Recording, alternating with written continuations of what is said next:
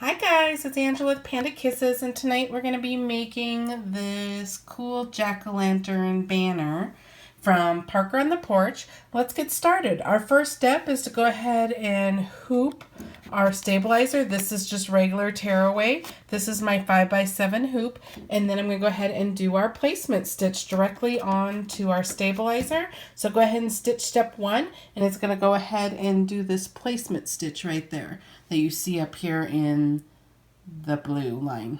Okay, so I'm going to stitch that. I'll come back and show you. Okay, I'm going to use this orange right here. This is a vinyl, and it's the patent vinyl from My Punk Embroidery. So I'm going to go ahead and place that over. You just want to get a big enough piece to go over your placement stitch right here. So I'm just going to put it right over here on this corner. Okay. And then I'm going to go ahead and stitch step 2, which is going to go ahead and do the placement lines for the jack-o'-lantern face. So I'm going to go ahead and stitch that. I'll come back and show you. Okay guys, that's what our placement stitches look like. So now you need fabric or vinyl or whatever you're using big enough to go over these placements. And you could do different colors or whatever you want. I'm going to do it all yellow, and that's just like the glow of the candle coming through is what I'm going with. And then this is Geo Vinyl. You can see how pretty this is up close. And this is the yellow, and it's also from My Punk Embroidery. I have all the links to like My Punk Embroidery and other things that I use in the See More after the video. If you go ahead and click on the See More, it has a bunch of links if you are interested in seeing some of those things that I use. But I'm going to go ahead and place that. Just make sure it's over your placement stitches, and go ahead and stitch step 3, which is going to go ahead and tack that fabric down. Okay guys, this is what it looks like so far. There's the tack down stitches. Now we're going to go ahead and use our applique scissors. They're the rounded edge scissors. They let you get close to the stitches without cutting the stitches. We're going to go ahead and cut off all of this excess around these placement or tack down stitches. So I'm just going to start cutting. And now the key is to get as close as you can to these stitches without actually cutting the stitches. But you want to get pretty close. The next step, it's going to go ahead and stitch satin stitches around these. And so you want to get close enough that you won't see this excess fabric on the outside. Otherwise, your project's not going to look very good. So I'm just going to get in here as close as I can really fast. And then I'll get in there closer.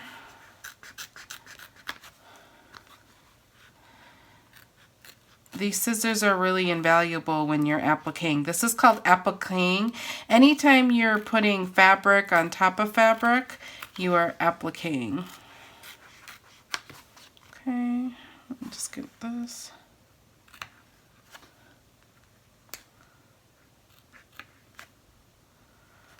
Okay, the only thing I have to get out now is the teeth. Okay.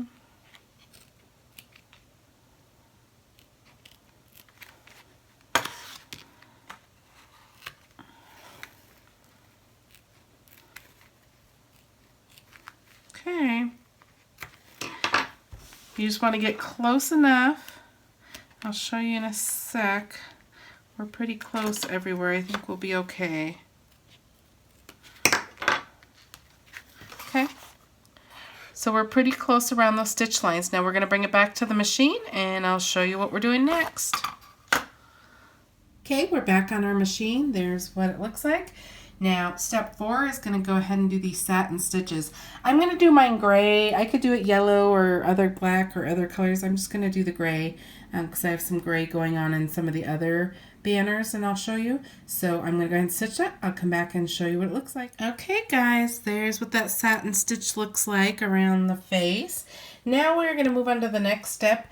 This next step, these 2 little lines on either side are going to be what makes our banner whole, so you can put ribbon through it. So you're going to want to use whatever color you want your full outline to be. Whatever you want your outline to be, that's what color to put in. So I'm going to go ahead and stitch that now, and I will come back and show you what it looks like.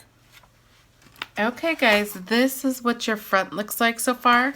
Now these stitches you do because it does the final stitching, so it looks complete and solid right here. But what happens is when we go ahead and stitch the next step, it leaves this open on the back. So I'll show you how that works. So we're gonna go ahead and flip our hoop to the back. This is the top. We're going to go to the underneath. This is what your underneath looks like. And we're going to go ahead. I use felt for the back of my banners. You can use other things if you like, but I use felt. It's perfectly fine. You don't see it. It's on the back. I wouldn't waste using expensive vinyl on the back, but this is what I use. So you're going to just tape this down because it's on the underneath of your hoop. So we have this all taped down. Now we're going to go ahead and bring this back to the machine, and it's basically going to stitch down here, and it's going to skip this, which will make a hole between the back and the front, and that's where your ribbon's going to go. So I'm going to go ahead and bring you back to the machine, and I'll show you what's next. Okay, we are on our last stitch step, so I'm back on the machine. We have our felt underneath our hoop taped down, and then we're going to go ahead and stitch our next step. So you can see right here, let me get in here, you can see that it's going to leave that whole opening where we've already stitched the final stitching over here. So it's going to look complete on the front, but there actually will be a hole between the front and the back to allow you to put ribbon. So I'm going to go ahead and stitch that. I'm going to keep it purple, and I'm going to go ahead and stitch, and I'll come back and show you. Okay guys, this is what it looks like. Here's the front of your banner.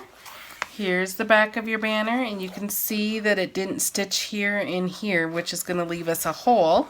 So let's go ahead and take it off our hoop because we are done stitching. I always take my stabilizer off just so you can't see the white on the side. Okay. Now I'm going to go, you don't really have to watch for anything when you're cutting banners. So I'm going to go ahead, I'm going to use these peaking shears. They're, they kind of have this triangle edge. So I'm going to go ahead and cut with these just because I like the way it looks on these pennant banners. So I'm just going to go all the way around.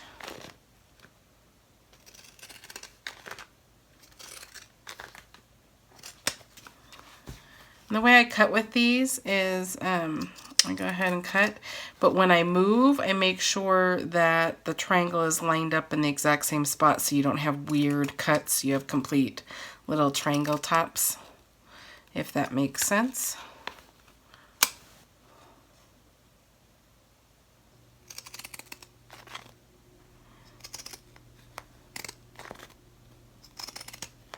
Almost done.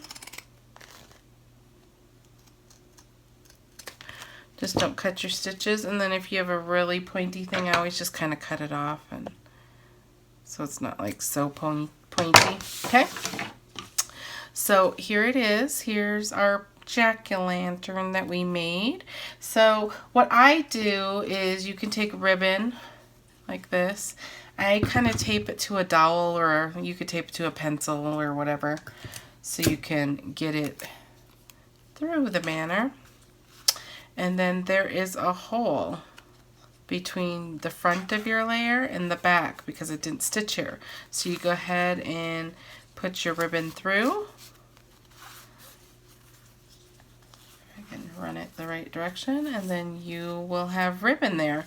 Now I went ahead and I made all of these, so I'm going to show them to you. This is the jack-o'-lantern, and then here's the cute owl. I'm going to show you, this is how I stitched it. I think I'm going to put a different one next to it because this has the same vinyl. These are both that patent leather vinyl from my punk embroidery. I'm going to do this one. This one's the Frankenstein one, and this one's glitter vinyl, which is also from my punk embroidery, but I don't want to put the two same vinyls next to each other. So I will do Frankenstein next. So I just go ahead and run it through, and then I'll flip it in the end. Kind of flipping over, okay? So there's two, and then I think I will do this one next. This is the candy corn one. Super cute. I used Geo vinyl up here and the patent leather orange right here, and then this is just regular glitter. That's really nice. Okay, so we have 3. I think I will do this one now, the owl. So you can see how I can just get these through the ribbon. Okay, and then I'm going to do the last one. The last one is the super cute mummy. So I used white Geo on this. Super pretty. Oops, sorry, my phone's going off. Okay, so I'm going to go ahead and get that through, and then you can just take your tape off. Okay, and then I will show you what this looks like. You can twist, I can kind of twist it up, but there we go. Let's see if we can get them all in there. Super cute. There you go. Now you have the super cute Halloween pennant banner. I hope you enjoyed my tutorial. They're all pretty much made the same way. Like this one had the applique of the eyes and the mouth. This Frankenstein one has an applique of the hair. And then like the candy corn has this yellow and this orange applique. The owl doesn't, the eyes have applique. These eyes have applique too. And then this one, the eyes are applique. So it's pretty much exactly the same process that I just showed you and walked you through, and then I just use felt on the back. Super easy. I hope this helps you, and I can't wait to see what you guys come up with. Thank you for watching.